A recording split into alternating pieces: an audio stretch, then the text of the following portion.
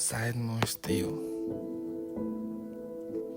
मैले जति कोसिस गरे पनि सायद म यस्तै हो। म यस्तै थिएँ, यस्तै छु र यस्तै रहन्छु। शब्द नै छैन म आफूलाई कसरी व्याख्या गरौँ।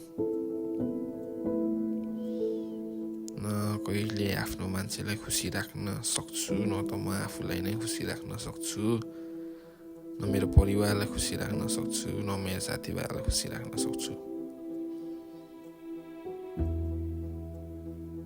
जिन्दगीमा के भोगेन मैले।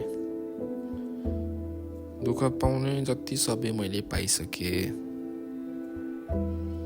र मेबी अझै पनि धेरै जिन्दगी लामो यात्रा छ। अझै कति कुराहरू मैले भोगेकै छैन होला। त्यही पनि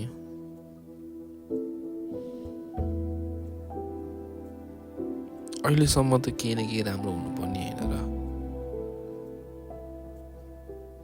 अहिलेसम्म त लाइफको कुनै पार्ट त एटलिस्ट बेटर हुनुपर्ने होइन र।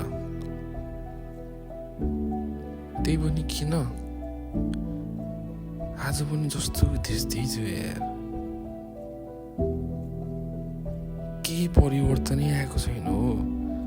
जति कोसिस गरे पनि त्यही किन अड्किरहेको छु म। किन म अगाडि बढ्न सकेको छैन। ठिक छ, म अगाडि बढ्नलाई बनेको होइन होला। एटलिस्ट एउटा साधारण मान्छे दुनियाँलाई खुसी गराउनु पर्दैन कि। एटलिस्ट आफ्नो मान्छेहरूलाई त खुसी बनाउन सिक्न यार।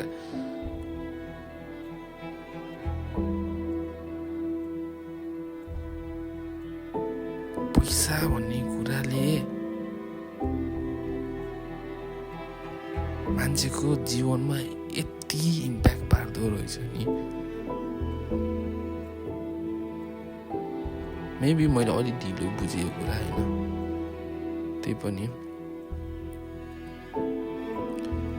पैसा भन्ने कुरा एउटा लाइफमा चाहिन्छ र एकचोटि पैसा भएपछि सब थोक पाइन्छ, जुन चाहिँ एउटा म्याटेरियलिस्टिक लाइफमा हुनुपर्ने कुरा हो।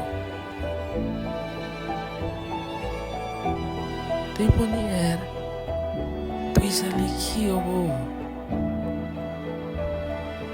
आफ्नो सम्बन्धहरू पैसाले तुल्न मिल्छ र भनेको ए मान्छे पहिला आएको पैसा पहिला आएको भने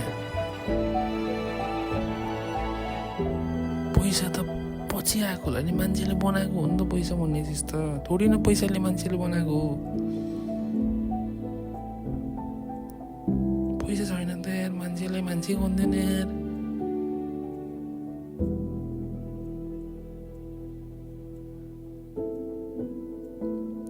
मेरो परिवारलाई मैले खुसी राख्नु सकेँ।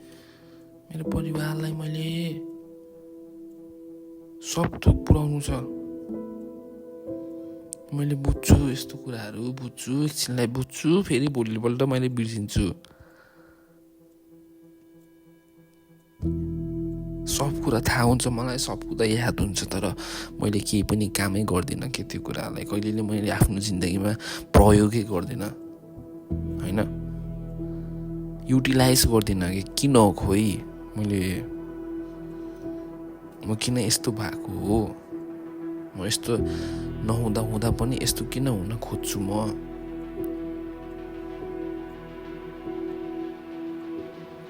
मलाई बुझिदिनु, मलाई सुनिदिनु।